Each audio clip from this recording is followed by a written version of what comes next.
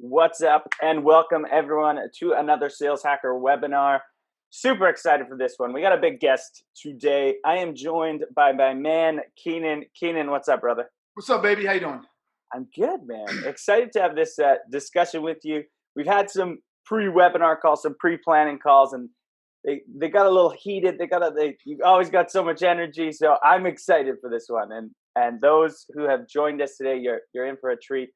And we got a lot of registrants for this one. So really quick background. Smart people. Yeah, smart people. So quick background on Keenan. If you guys have been living under a rock and you don't have a LinkedIn account and you don't know who this guy is, he is the CEO and president of A Sales Guy, Inc.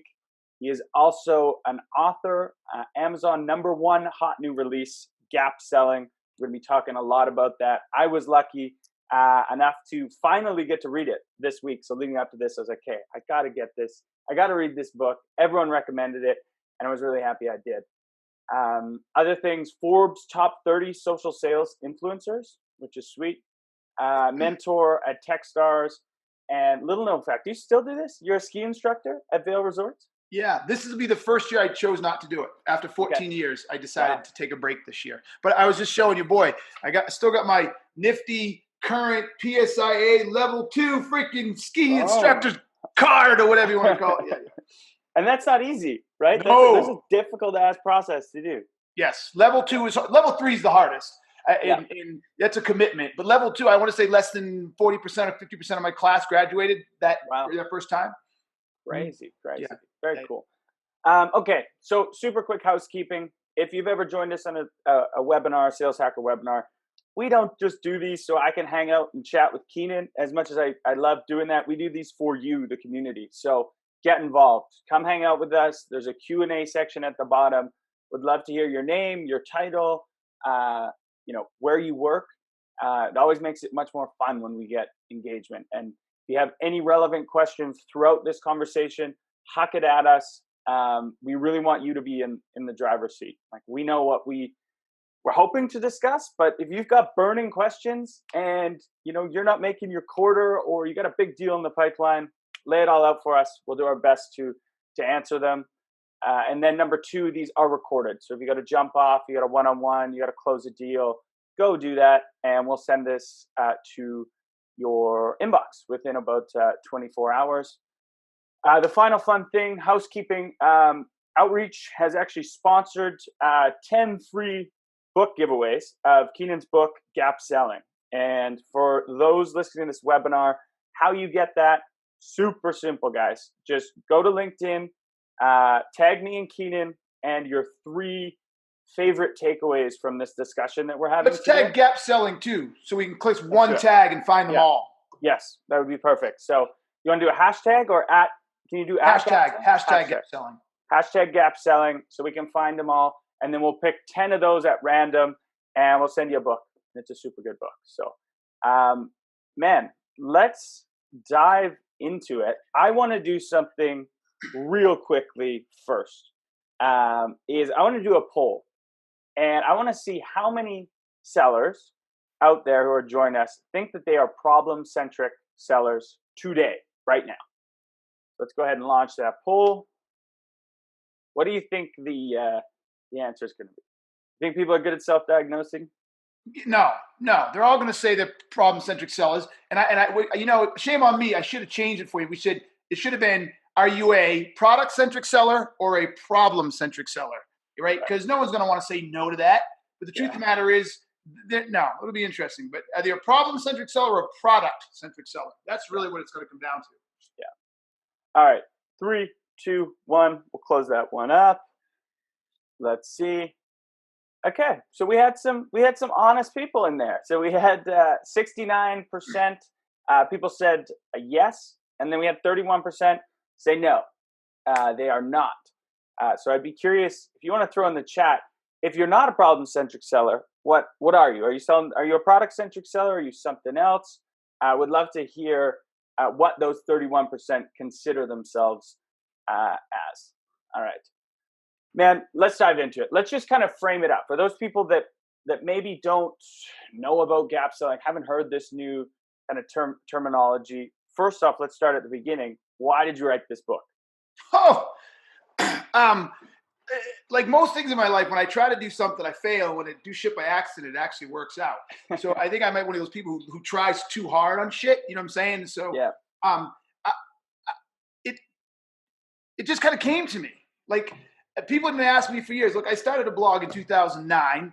So now we're on 10 years of the blog. I don't blog nearly as much as I used to, but for 2 years, I blogged every single day. So 712 days for 2 years. And then like 5 days a week for another 5 or 6 or 7 years. And then as the business grew and there were other mediums like LinkedIn and other places, it shrunk a little. But the bottom line is people were asking me all the time, are you ever going to write a book? Right? Yeah. Or do you do sales training? Because I was just sales consulting for the first 8 years of my business, or 7 years, whatever. And I was like, no, because I don't have anything unique to teach. No, I don't have anything unique to write about, right? And I'm not going to just write a book like every other hack to write a sales book, like and spew the same bullshit and with a little lipstick on it. So, I was going through this process, and then somehow, as I was going along and I was doing this consulting, I'd be working with other with customers, and a rep would piss me off. Like, look, motherfucker, and I'd have to go up on the board and write it down and explain it all to him, and I would sit back down and I would look at it like, ooh, that was good. Right? Like, ooh, that was good. So I'd take a picture of it and I go home and blog about it or store it, and that probably happened 5, 6, 7 times, and that's where the gap came from. Okay. Right? So some rep did something that really pissed me off. I'm like, look, okay, you're not going to get the customer to do this unless you figure out what the hell the customer is dealing with here. And what freaking problem are you solving? And all of a sudden, it started coming to me. And little by little, over time, I was like, that's it. There's my book. And then I also there was a strategic direction. I knew I needed another way to scale the business. And I was like, if the book's good enough, then you build a training on top of the book. And so once I had the idea, then I went from there. So that's why I wrote it. Yeah. Cool, man. I find a lot of the best things do happen when you're not looking for it anyway, when it kind of it comes out naturally. So pre-gap selling era, what do you think was, and hopefully every salesperson in the world reads this book, what was broken in sales in your eyes? So there were a couple of things. So I don't know, one thing was broken and one thing was missed. Okay. The first thing that was missed was even those who were really good sellers and had the best intentions, they really missed the idea that selling is about influencing a decision to change. Mm-hmm. That's our job. We're basically decision influencers, and we're trying to influence people's decision to change. And the best salespeople, whether we recognize it or not, in spite of hustle and gregariousness and ability to get people on the phone, is those who had the most influence in the decision process. But what most sales trainings did or didn't do was actually align the selling process with how people actually decide, right? And so what I say to people all the time is they stop and think about this. I don't care what it is you're looking to do, whether you're buying something or just getting your ass up out of a chair or walking to the store or whatever. What you do is you start with, and you assess this current state you're in. You say to yourself, am I happy with where I am? And you process consciously and subconsciously, you process where you are. And if all of a sudden you decide that your current state is untenable, you decide, I think I need something different. And then you look to this future state of what could be, right? Like, I don't like where I am now. What could I have in the future? And then you assess that future state, and that space between where you are now and where you could be is the gap. And that's the value of the change, right? And so you decide, will I pay for that future state? Will I pay for that change? It's not always money, right? It could be cost. Am I willing to go to the gym 3 days a week? If I'm on a bar and I haven't had a girlfriend or boyfriend in ages, is someone I like, will I actually get up and actually go talk to him, right? Like, if I'm able to pay that cost, they could say no. Like, we all process this and then we decide yes or no, right? Yeah. And it's based on that very premise. So sales structures weren't aligned that way. They literally were not aligned that way. They were so future state oriented and trying to get people to get into the future state with no assessment or understanding of the current state and an inability to create a gap, which you need to decide, that they were ineffective. So that was the first one. It missed out. The second one was the execution. The few people and the few selling methodologies that even came close to it, and I give Spin probably the most credit for this, that were the closest to it, completely screwed up the execution piece.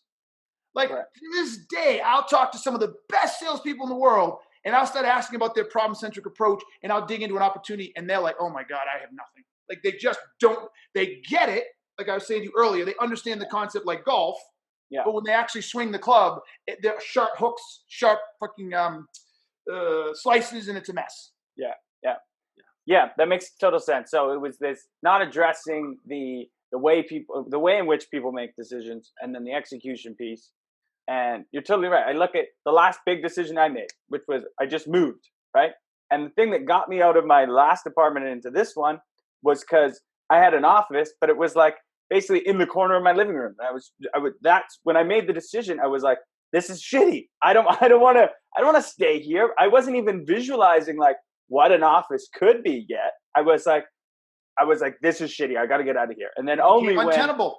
Exactly. And then when I went to a few different, apartments and then found the one I want, only then I was like starting to think of like, okay, there's a future state here. But it was the state I was currently in that was the driver for me to go.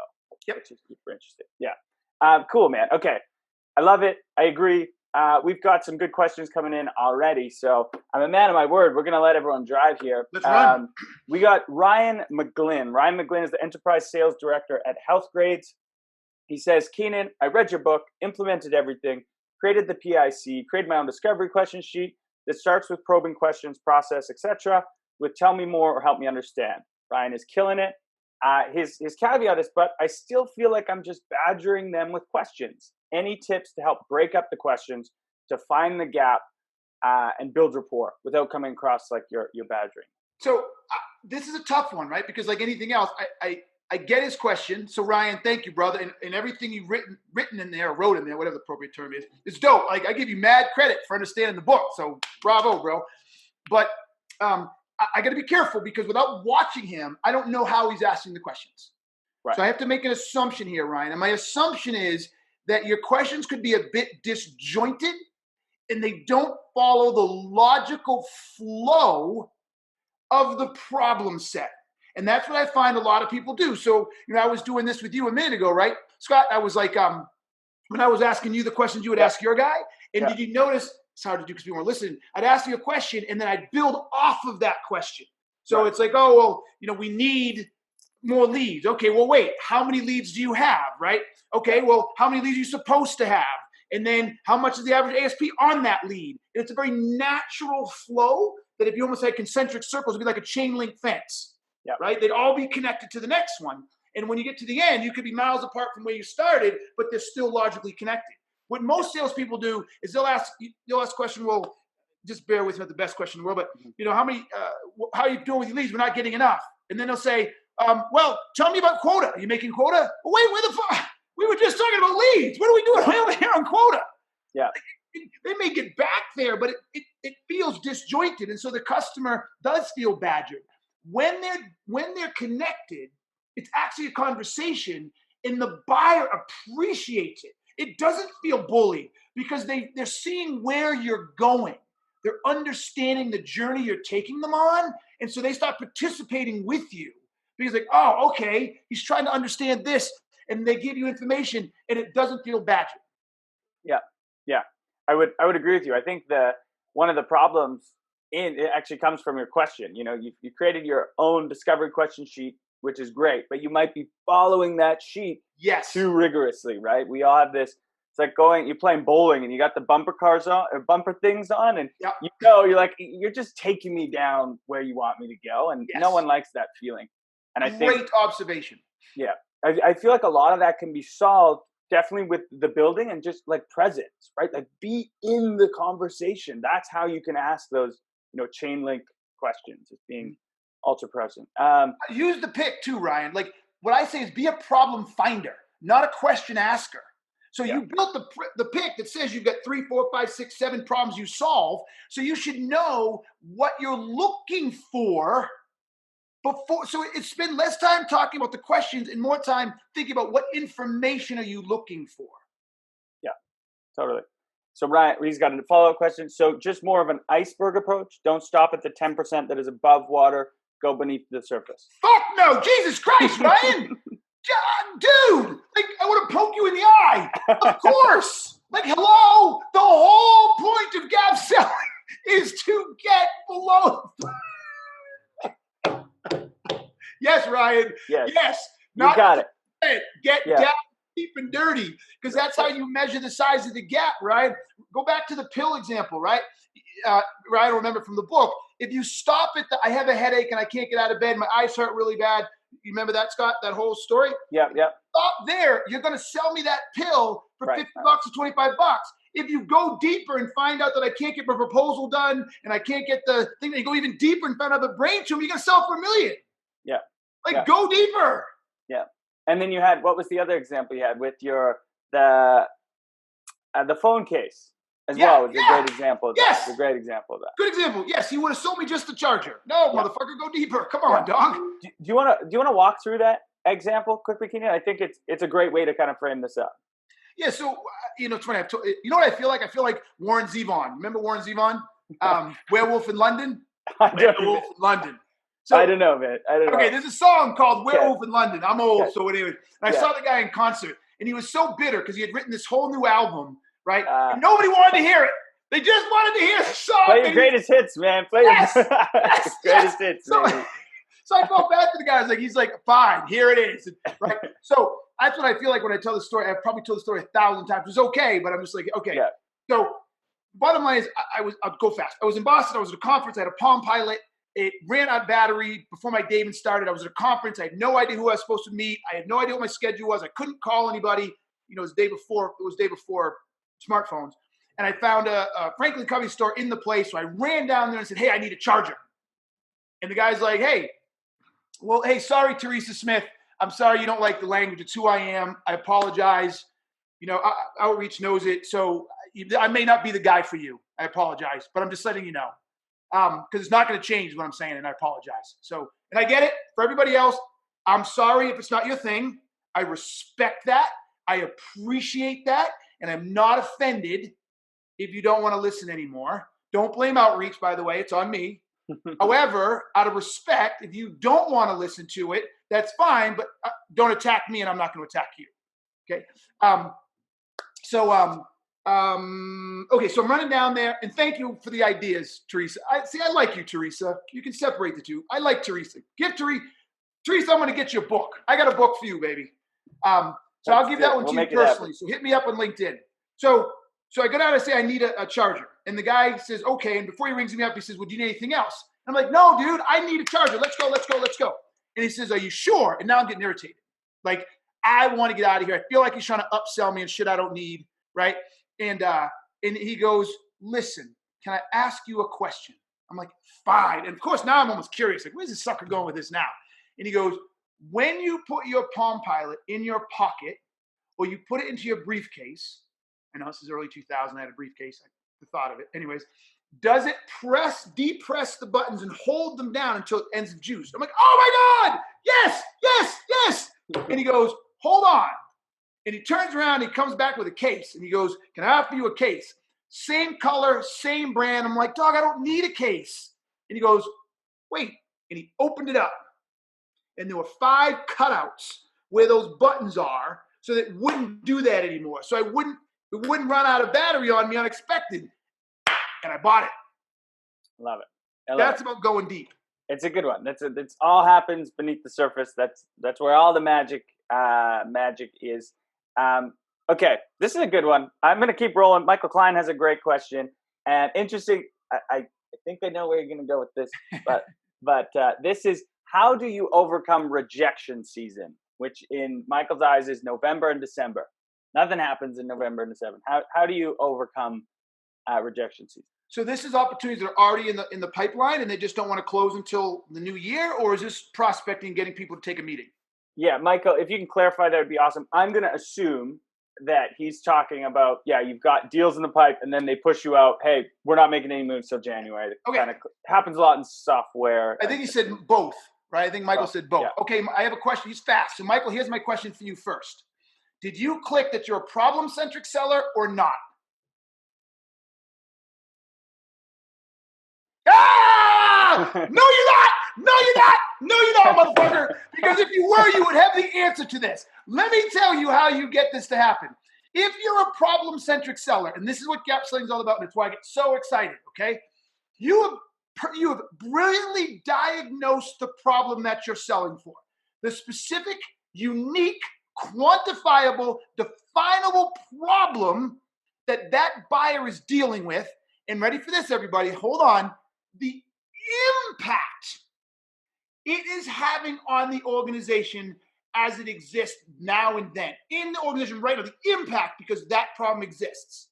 And therefore, you have developed and determined the close date based on how long that buyer is willing to continue to absorb the pain. I hate the word pain. Absorb the impact of the problem. So if you should know, and they should know, that if saying no to November and saying no to December isn't saying no to, I don't want your thermos. It's, I haven't had a drink of water in 2 weeks, but I don't want to go through this right now. I'm going to wait until the end of December to get a drink of water. No, Mr. Customer, you can't go that long.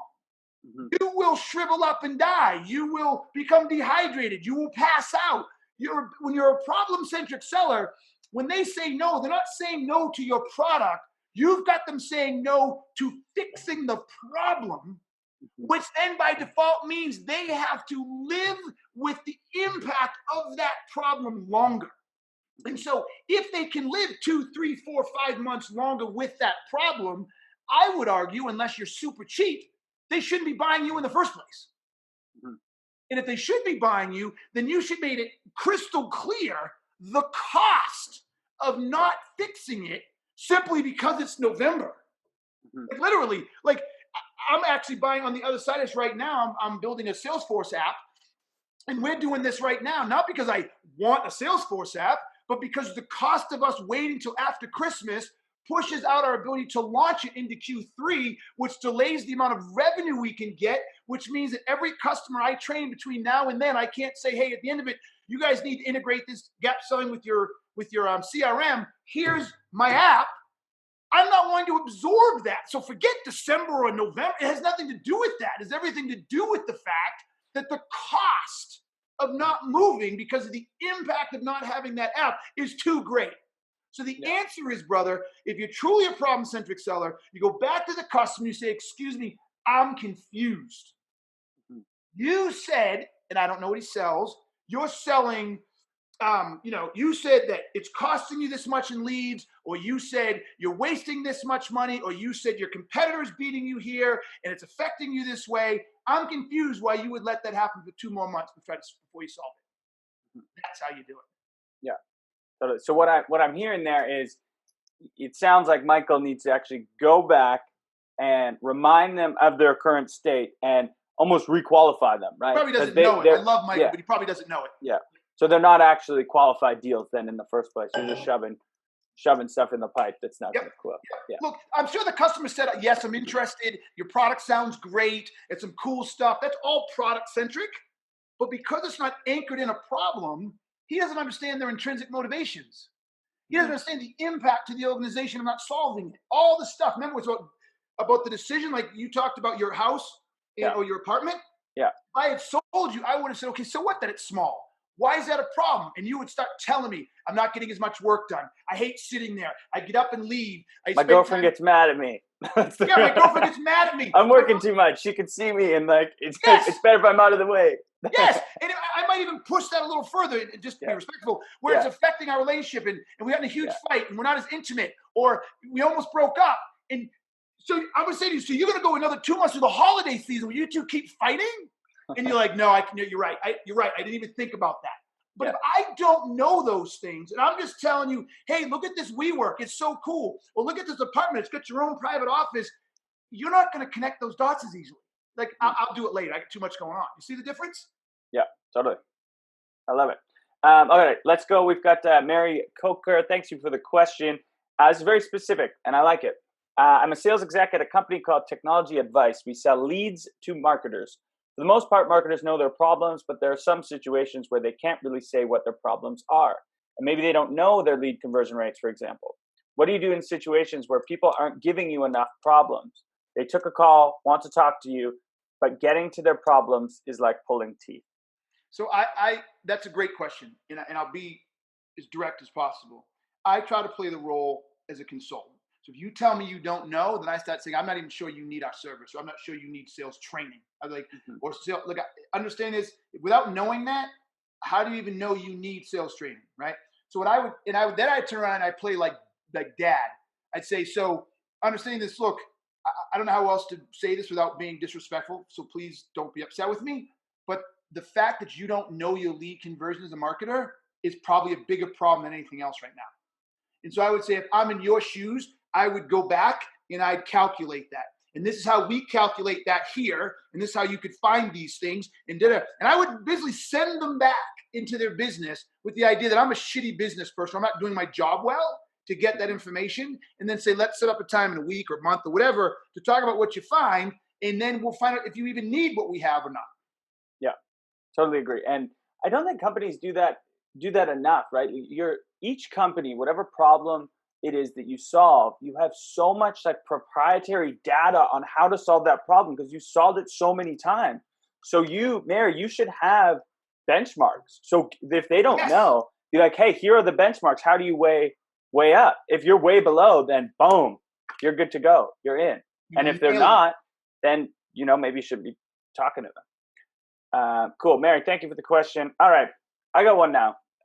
This is going to be a funny one because I think our viewpoints differ a little bit. Do relationships still matter in sales? No. Okay.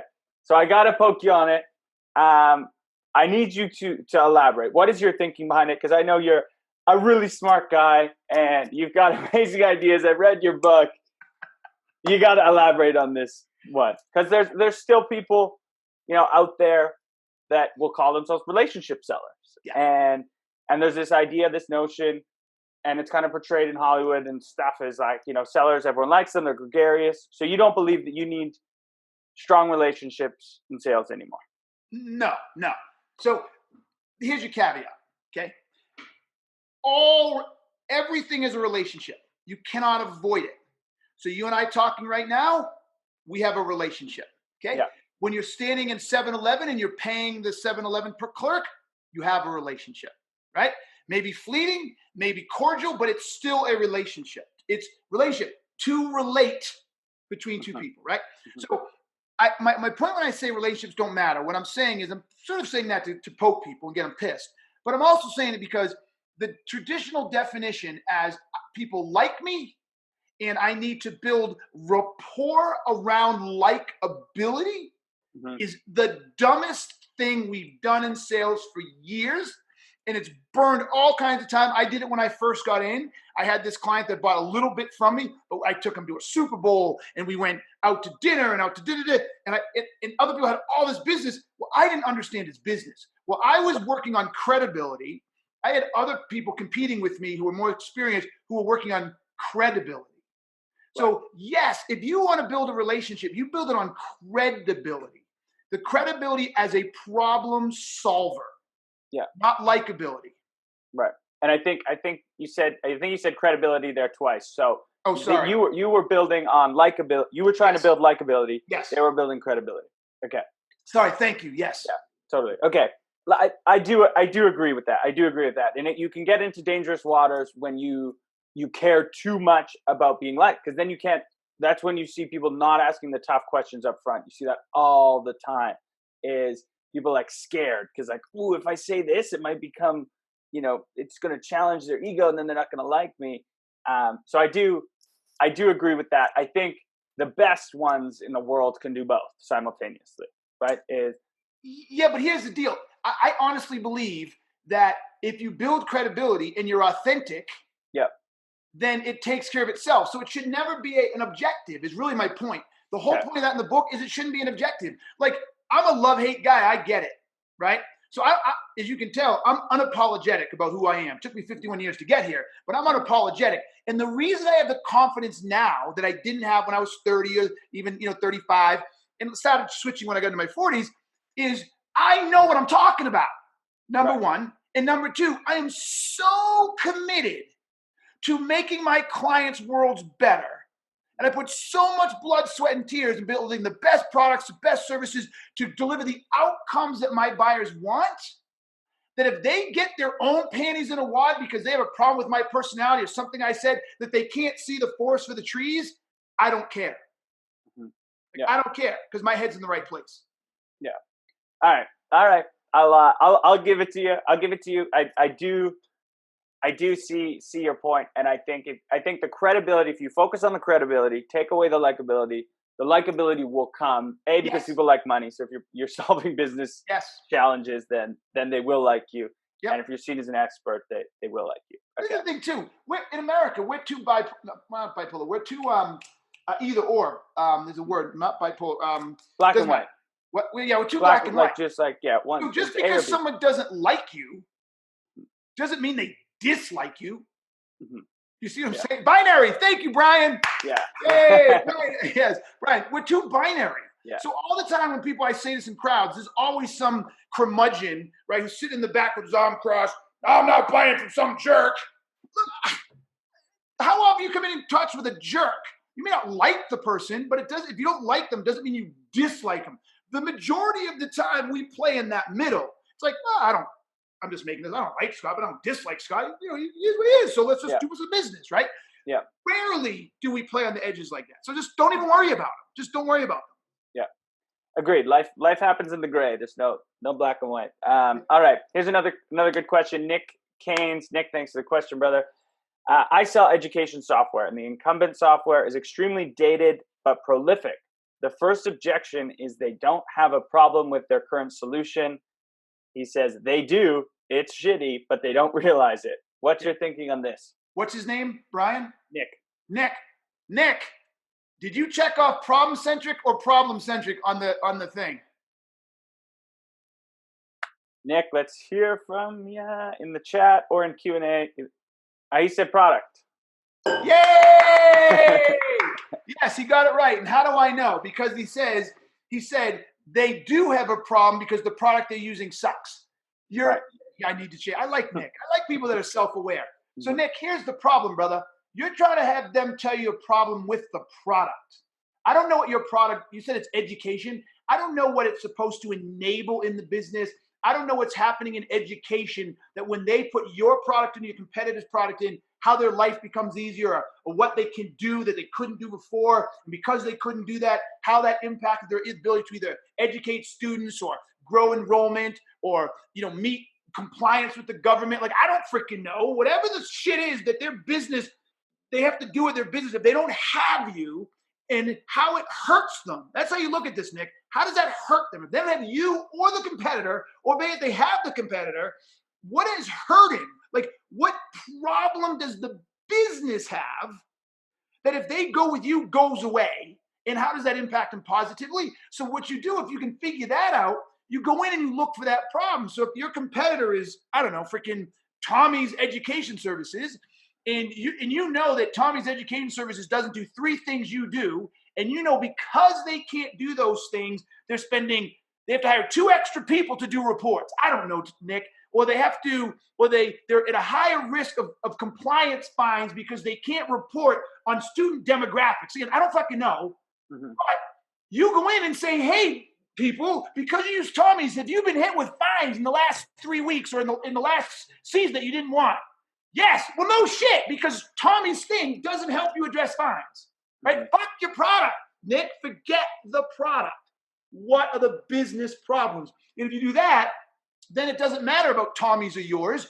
They're going to be like, oh, I need to fix those problems. Yeah. Totally agree. Okay. I want to get to, and this is going back to some of your greatest hits. I do apologize, but okay. You uncover 9 sales truths, truth bombs, I think you call them, in the book. Can we quickly walk through those ones? I think they're super valuable. Shit, you want me to do this from memory? Oh, you're killing me. Hold on. Woo. Let me see if I might actually have some notes for you. No, yeah. It's funny. I say this all the time. I literally mean this when I say it. So you ever watch like really high-profile court cases, and the attorney says, "Did you say this or did you write this?" Yeah. And they're like, "I don't know." And the judge is like, "How do you know you didn't write that? He's guilty. I get it now. Yeah, I literally get it now. Like I went back and read blog posts that I wrote, 5, 6, 7 years ago, and I'm reading. I'm like, whoa, that was really good. And Brady's like, dude, you wrote that. I'm like, oh, did I? Yeah. No, I feel like when I watch those crime shows, like, where were you on Wednesday in 1992? You're like, dude, I have no idea. I don't even know where I was yesterday. So it's true. I get it. I feel bad for these people. So I found it. So they are no problem, no sale. In every sale, there's a gap. All sales are about change. Customers don't like change. Sales are emotional. Customers do like change when they feel it's worth the cost. Asking why gets the customer to yes. Sales happen when the future state is a better state. No one gives a shit about you. I love it. The one that I kind of hone in on, and it's something that I was taught very early on that's been so insanely successful, is that asking why gets you to a yes. And not just asking one why. It's the old, I think it was Toyota's training, I can't remember who did. I think it was Toyota or Ford or someone did this. It's Toyota. Toyota, yeah. 5 whys gets you to the actual truth. So if there's any leaders, managers out there too, it's really helpful for managing people and doing pipeline reviews as well.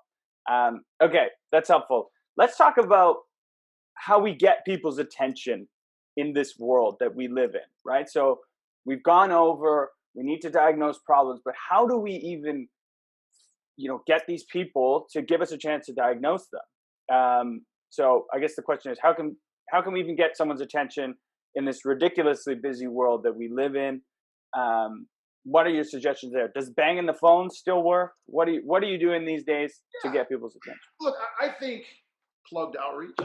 I think multimodal is the best and only way to go. People are so different, right? Every buyer is different. I did a keynote 2 days ago or 3, doesn't matter, a couple days ago, and they were a UCAS. It was a UCAS conference, Unified Communications as a Service.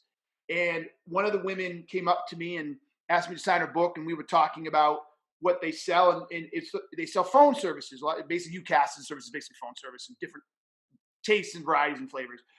And she made a comment about how your phone is the front door. Yeah. And I said, Angie, it's not.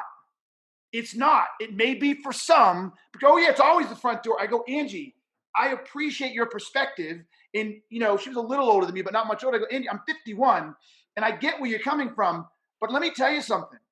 My front door is LinkedIn. For me, my front door is LinkedIn direct message. I have a Google number that if no one knows us, they call and they'll leave a message and we'll get to them later. Because 99% of people know that they either get us through our website or through LinkedIn, in some cases through Twitter. It's not my front door.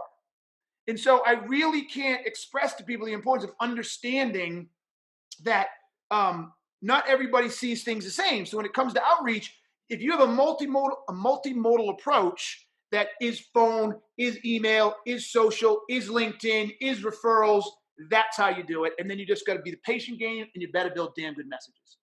Yeah, totally agree. Multimodal or omni-channel approach is key, because you're right. Every buyer, every prospect has their own way of doing things. Like for me, similar to you, my phone is always on Do Not Disturb, 24 hours a day, because I like to interact with my phone when I want to interact with my phone.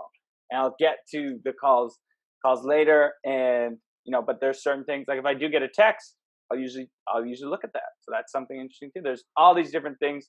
You got to figure out where your personas are living.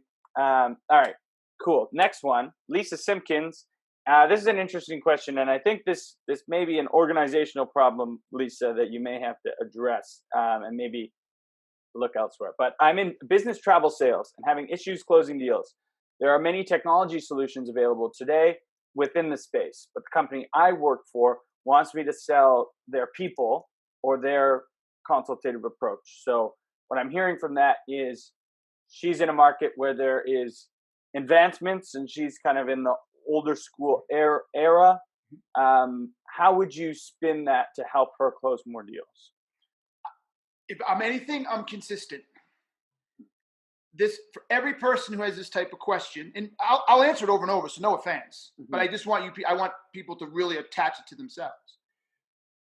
what problems does your product or service solve? So in what's her name again? Lisa Simpkins. In Simpkin, I like that. Simpkin, in your world, what problem or problems does the personal one-on-one service solve that the technical one doesn't solve? And do not say, well, we give better service. That's not a problem. I mean problem. In other words, I'm making this up, but it could be that if I miss a flight, I can call you 24 hours a day and you will get me on a new flight. You'll book me a limousine to get me to a different airport. Like, I don't know. I don't know your service. But if that is a problem you solve, getting stuck at airports during storms and or at airports too often, then you better go after people who get stuck at airports and stop trying to sell to everybody else. But if you don't solve a problem that's unique to your product or service, or solve it better than the tech guys, go get another job, because that company's not going to last very long. Yeah. Now, here's a hint how to do it. Okay. Go to some of the people who use the service now. Here's a hint to everybody. Like, it blows my mind enough people don't do this. Go to some of the people who use the service now, maybe someone who just bought it, and then maybe someone who bought it a year or two later, and ask them what their current state was before they bought it. What were they struggling with? What pains were they going through? What was untenable? What did they hate? What did they want to solve for? And why didn't they go with the technical solution as opposed to this solution? That could probably get you going.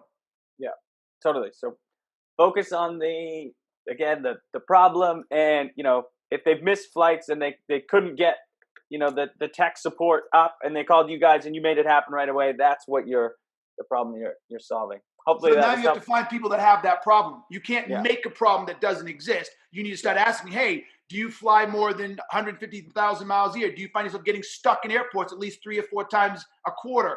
Right? They have to have that problem. If you don't have that problem, you can't make it up. Yeah. I would go look on speaker rosters at a bunch of conferences, because those people are typically flying all over the place. People like Keenan, I'm stuck in airports all the time.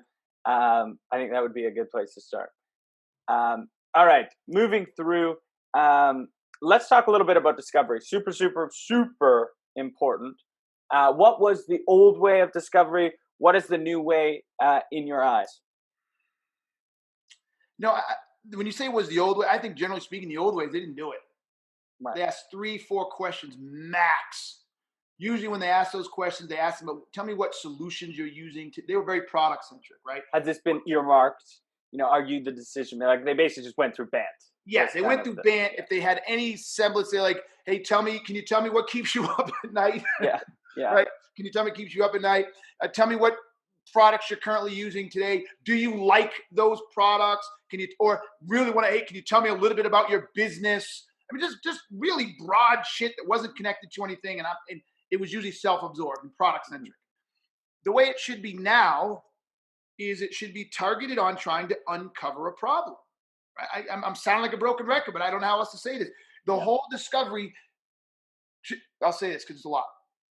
Whole discovery now, all you should care about is assessing, and I put this on LinkedIn just yesterday or this morning, diagnosing their current state in terms of what problem or problems are they having, what's the impacts of those problems, and I'm cutting it short, there's more to it, and then define everything.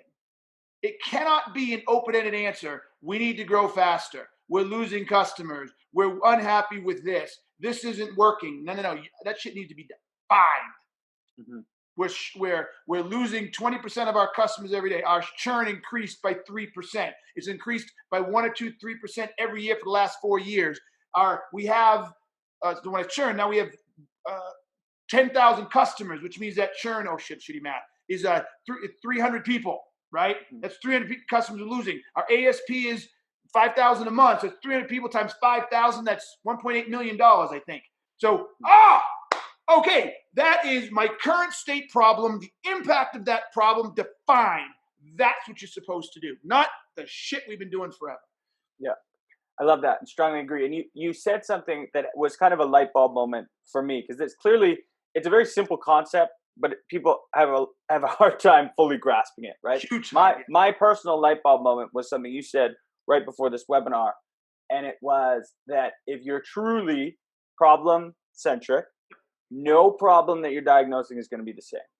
Can you walk through that line of thought a little bit? Because that was my personal ooh, okay, I get this, and I think it'll be helpful. So mind if we use outreach? Of course, yeah. So I think we were playing a little role play fun game about, you were like, yeah, I kind of get this. And I asked my rep what what problem they're solving for. And your response was, well, they need something. And I was like, that's not a problem. And I kept pushing you into what types of questions to ask them. And then I finally got you to a place where I showed you a place where you could talk about the actual problem and the size of the ASP and all that stuff. And I said, you'll know when it's different for every customer. So when you look at outreach, every outreach customer who buys probably has a lead generation problem. Like everyone.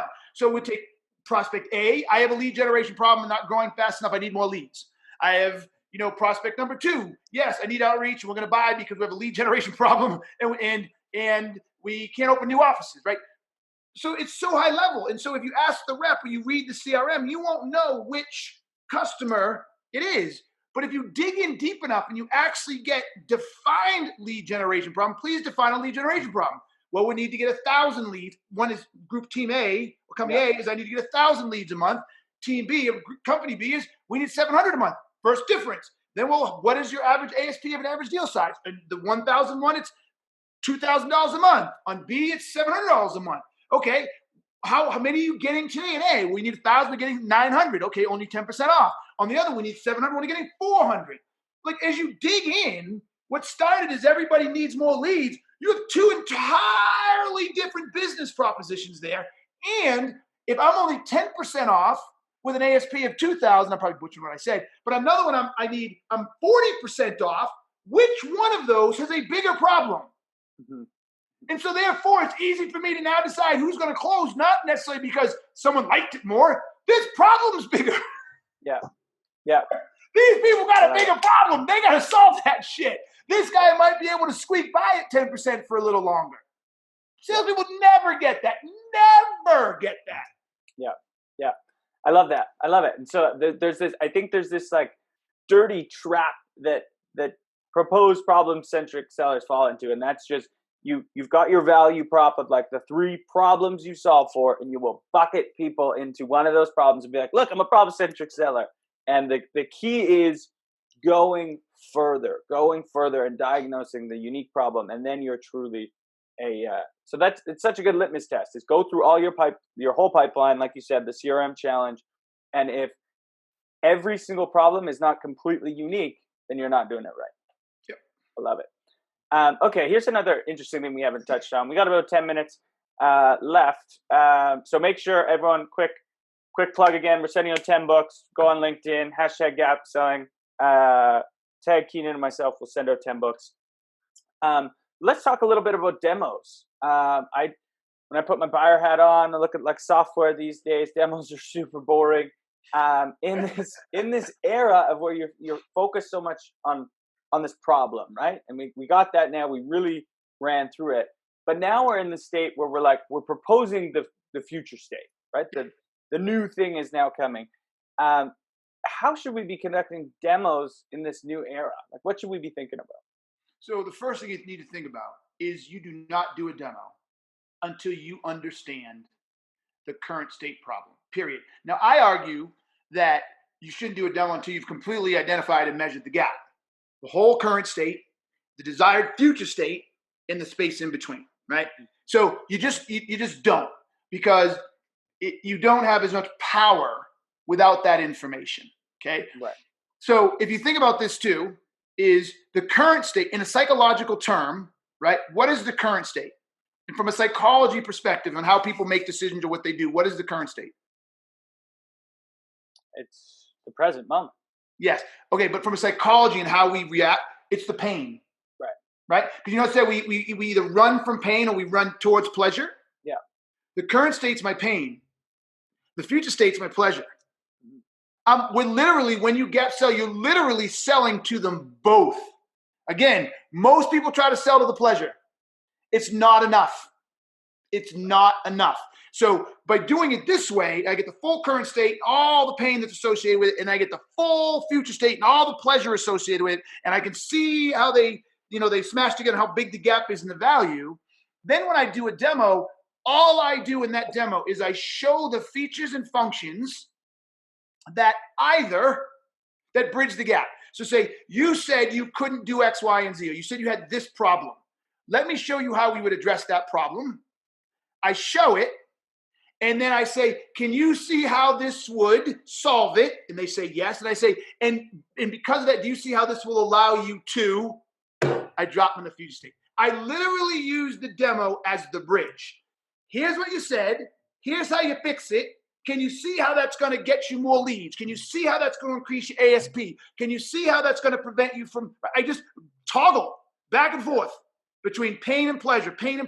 And my solution is the conduit every single time. And I waste no time ever showing anything that does not enable the future state or mitigate or eradicate the current state. Yeah.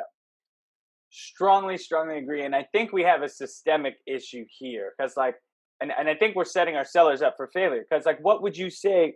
I know there's so many organizations that they sit in a room, they get their VP of sales, maybe, director of customer success and their top AE, and they'll come up with this demo, right? This is the 40-minute demo that we do to everyone because this shows every cool thing that we have. What would you say to those people? What if I'm at an organization? Read gap selling. That's what I tell them. Read gap selling and stop wasting everybody's time. Yeah. It's really simple. Look, if you want to script or structure a demo, simply go do the pick or find all the 4, 5, 6, 10 problems we solve, right? Mm-hmm.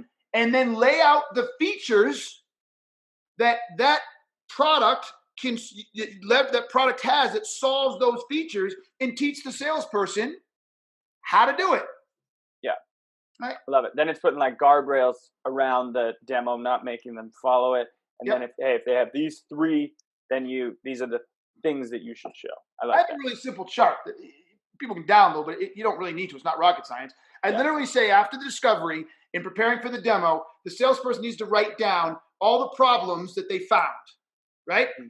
And then they themselves, or with product, or with tech engineer, whoever the smart people are, then the next one says, what 6 features are you going to show? Nice. So here's the problems. Okay, what features do we show to address those problems? Yeah. And then you take that and you go in, and that becomes the guide to the demo. I love it. Where can they find that? I think it's helpful. Sales Guy U. Okay, go check that out for sure. All right, we probably have time for one more question. What's a good one I got here? Okay. And I'm not seeing anything under the hashtag gap selling. So unless people want to. Nothing, hey? No, I guess they don't. Maybe they can take a second to think about it. But yeah.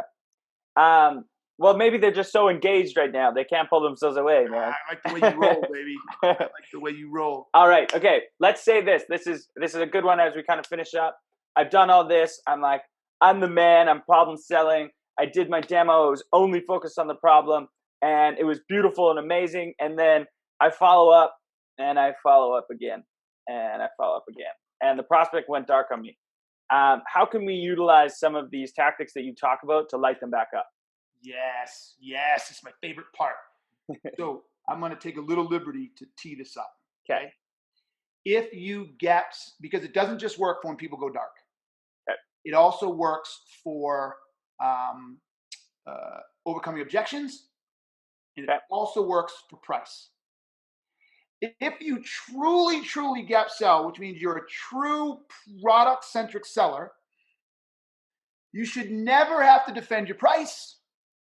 You should never have to overcome an objection, because as you are understanding all of their problems and as you are attaching a customized solution to their unique specific problems and addressing the impact of those problems existing, folks, you cannot forget that piece. The impact of those problems existing, none of that should happen. So whether it's an objection, somebody says, hey, well, you don't have XYZ feature. If you did it correctly and you understand everything correctly, you can easily say, wait, I'm confused. You said your main objective was to do this. You said you were struggling in these 3 areas. how does this feature, which we don't have, which you're correct, impact that? And why is that important to you? And you shut up. You don't overcome it.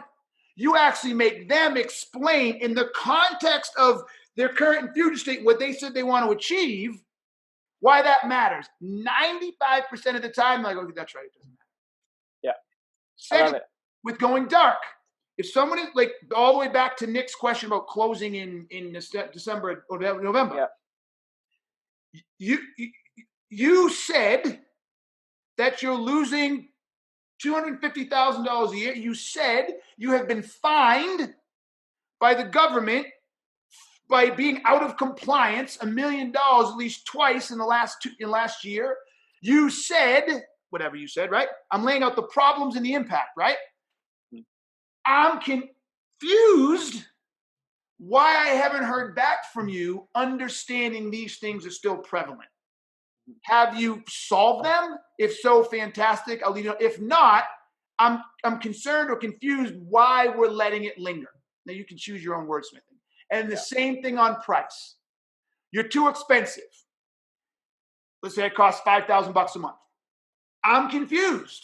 You said that you can't get the leads you want. You said that your sales team is only at 90% of quota, which means you're off by $750,000 for Q4. You said, boom, boom, boom. Our product only costs $60,000 a year for your whole team. I'm confused why that's too expensive. And you shut the fuck up. And you make them defend the fact that they won't spend $60,000 to get back on track and make $1 million. That's how you do it. I love it. Pure gold right there. Hope everyone was taking notes. And yeah, going back, the very simple, my example of moving my apartment. I all of a sudden come to Keenan, I'm like, hey dude, can't get the next place. It doesn't have a patio. And you'd be like, whoa, man, what's this patio, man? You told me that you and your girlfriend are probably gonna break up in January.